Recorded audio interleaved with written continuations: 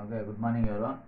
మనం ఈరోజు జాగ్రఫీలో ఉన్నటువంటి టాపిక్లో మనం వచ్చి శీతోష్ణ స్థితి అన్నంటే ఏంటో తెలుసుకుందాం. శీతోష్ణ స్థితి అంటే ఏంటో తెలుసుకుందాం.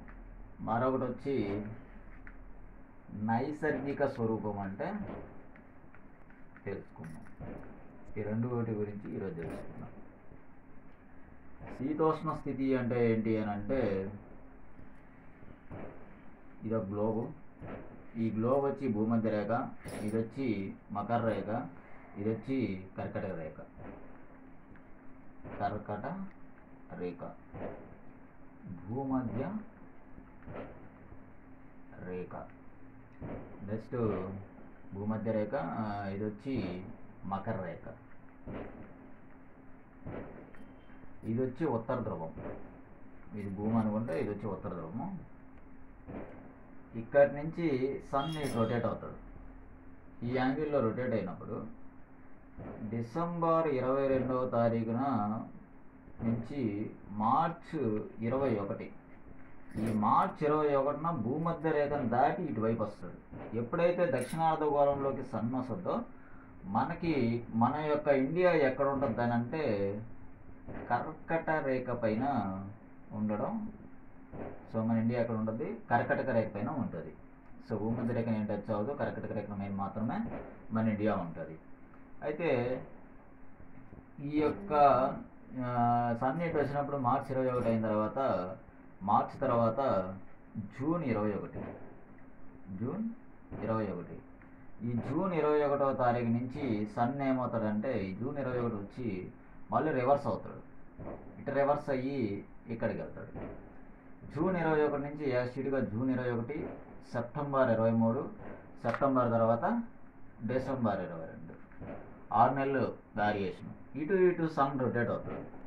సన్ను సూర్యుడు అనేవాడు మనకి దక్షిణార్ధగోళంలో మార్చ్ 21 ఇటు వచ్చాడు అంటే సన్ అన్నవాడు మార్చ్ 21 నుంచి సెప్టెంబర్ 21 దక్షిణార్ధగోళంలోనే ఉంటాడు.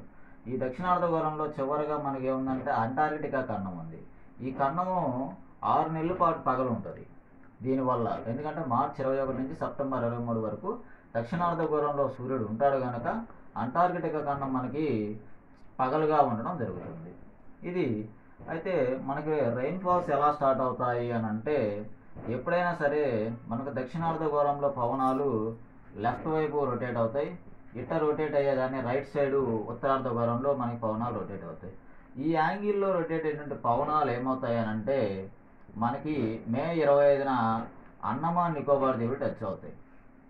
అక్కడి నుంచి ఇటు పిమ్మట అధిక పీడనం నుంచి అల్పపీడనానికి ఎప్పుడైనా సరే గాలి వీచి మనకు వర్షాలు కురుస్తాయి. సో అందుకని మనకి ఎప్పుడు ఎక్కువగా అల్పపీడనం ఉండడం వల్ల మే 25వ తారీఖున మనకు అండమాన్లో స్టార్ట్ అయ్యి తదుపరి ఈ పవనాలు ఈ డైరెక్షన్లో వెళ్లకుండా ఈ డైరెక్షన్లో కేరళకు టచ్ అవుతాయి జూన్ 1వ తారీఖున. జూన్ 5వ తారీఖు, జూన్ 15 వివిధ ప్రాంతాలకు వర్షాలు విస్తరించడం జరిగింది.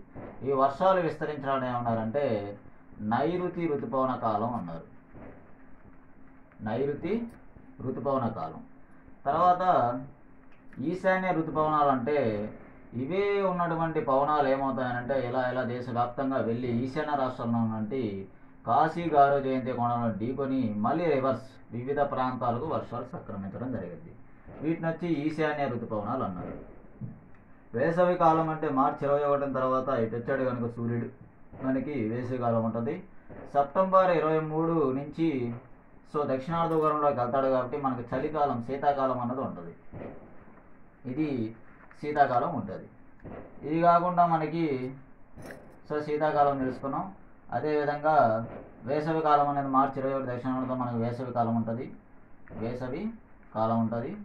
సో లానినో అంటే వర్షం అత్యధికంగా రావడాన్ని, వర్షాలు వరదలు రావడాన్ని, తుఫాను లాగా వర్షాలు అంటే వరదల మాదిరి రావడాన్ని లానినో ప్రభావం ఎఫెక్ట్ చేస్తుంది. వర్షాలు అంటే అల్పపీడనం ఉంటే ఈ అల్పపీడనానికి ఇంకో అల్పపీడనం సపోర్ట్ అవుద్ది, ఇంకొక చలి ప్రదేశం ఏర్పాటు అవుద్ది. అల్పపీడనానికి ఇంకొక సో కూలెంట్ సో చలి ప్రవాహం అన్నది దేనికి తోడవుద్ది. అప్పుడు ఇంకా వర్షం ఏమవుద్దంటే ఎక్కువ అయిపోద్ది. దానివల్ల ఏంటంటే నదులు కానీ ఏమైనా ఎక్కువ తగ్గోసుకుంటే ఏమవుద్దంటే వరదలు రావడం లానినో ప్రభావం. ఎల్నినో అంటే ఎల్నినో అంటే ఏంటంటే మనకి వర్షాన్ని తగ్గుముఖం పట్టేస్తుంది, వర్షాన్ని ఆపద్ది. ఈ వర్షాన్ని అంటే ఉష్ణ ప్రవాహం యాడ్ అవుద్ది దీనికి. ఉష్ణ ప్రవాహం ఎప్పుడైతే ఆ ప్లేస్లో ఆక్రమిస్తుందో మనకేంటంటే ఆటోమేటిక్గా లానినో ప్రభావం వస్తుంది. మేబీ మనకి ఈ సంవత్సరం అలాగే ఉండొచ్చు. ఎందుకనంటే వర్షాలు క్లైమేటిక్ కండిషన్స్ వల్ల ఇలా మనకి శీతోష్ణ స్థితి అనేది ఉంటుంది. అయితే ఇప్పుడు నైసర్గిక స్వరూపం అంటే ఏంటంటే మనకి సో ఇండియా అన్నది ఇలా చూసుకుంటే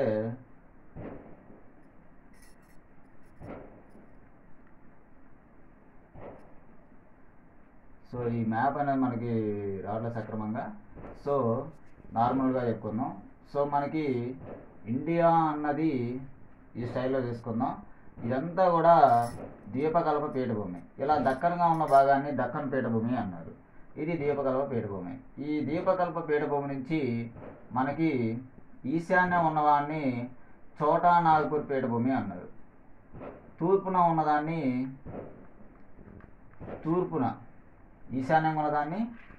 ఈశాన్యంగా ఉండడం దాన్ని చోటా నాగపూర్ పీఠభూమి. సో తూర్పున ఉన్న భూభాగాన్ని బుందేల్ఖండ్ పీఠభూమి. ఈ బుందేల్ఖండ్ ఎక్కడ ఉందనంటే మనం మధ్యప్రదేశ్ యూపీకి టచ్ అయినటువంటి ప్రాంతం బుందేల్ఖండ్, అది తూర్పున ఉంటుంది. ఈశాన్యాన ఇది ఉంది. వాయుయానం మనకున్న ఏమున్నాయనంటే ఆరావళి పర్వతాలు ఉన్నాయి. ఉత్తరానగా మనకి హిమాలయాలు ఉంటాయి. ఇవి మనం తెలుసుకున్నటువంటి విభాగాలు. ఇక్కడ గంగా నది ప్రవహించే ప్రాంతం మైదానం అనేది ఎక్కువగా ఉంటుంది కనుక ఇక్కడ కొత్తగా ఉన్నటువంటి నేలలను కాదర్ నేలలు, సారవంతమైన నేలల్ని కాదర్ నేలలు, ఒండ్రు నేలల్ని కాదర్ నేలలు అంటారు.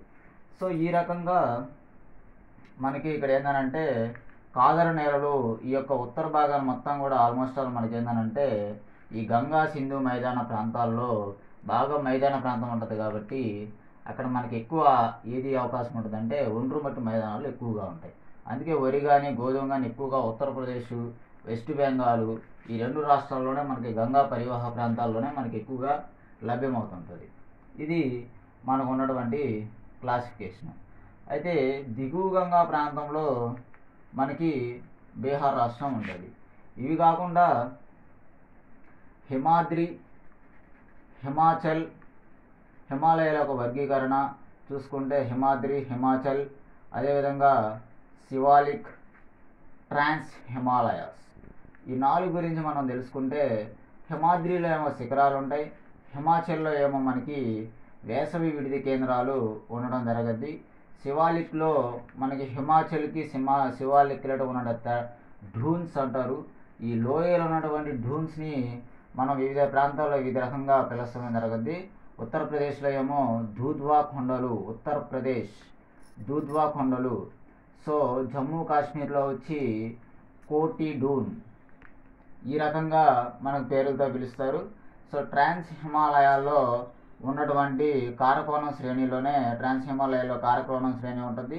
ఈ కారకోణం శ్రేణిలోనే మనకి K2 శిఖరం ఉంటుంది. ఇది ట్రాన్స్ హిమాలయాలు.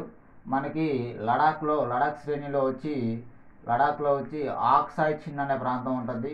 జస్కర్ శ్రేణిలో వచ్చి మనకేముంటుంది అంటే సో జస్కర్ శ్రేణిలో కార్గిల్ కొండలు ఉండడం జరుగుతుంది. ఇది మనకున్నటువంటి క్లాసిఫికేషన్. సో గంగా మైదానాల్లో ఎక్కువగా ఈ ప్రాంతమే మనకు ఉంటుంది కనుక ఎక్కువగా ఇక్కడ ఒండ్రు మట్టి మైదానాలు ఏర్పడేదానికి అవకాశం ఉంటుంది. సో ఇది మనం చూసుకోవచ్చు.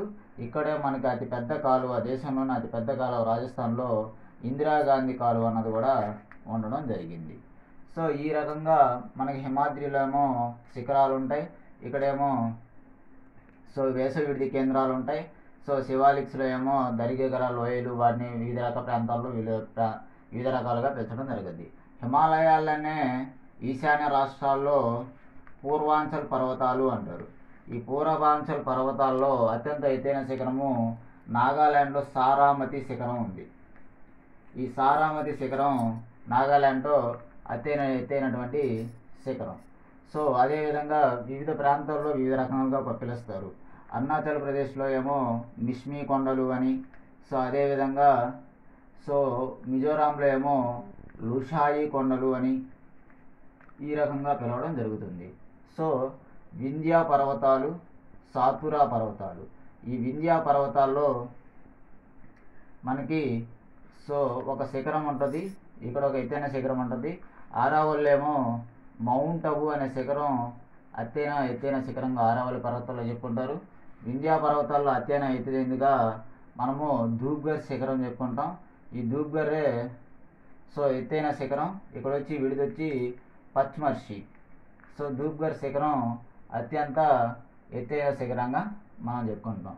ఇది నైసర్గిక సర్వకు సంబంధించిన ఇన్ఫర్మేషన్. సో వీడియో చూసే ప్రతి ఒక్కరు కూడా RS ఆన్ క్లాసెస్ని సబ్స్క్రైబ్ చేయాల్సిందిగా కోరుతున్నాం.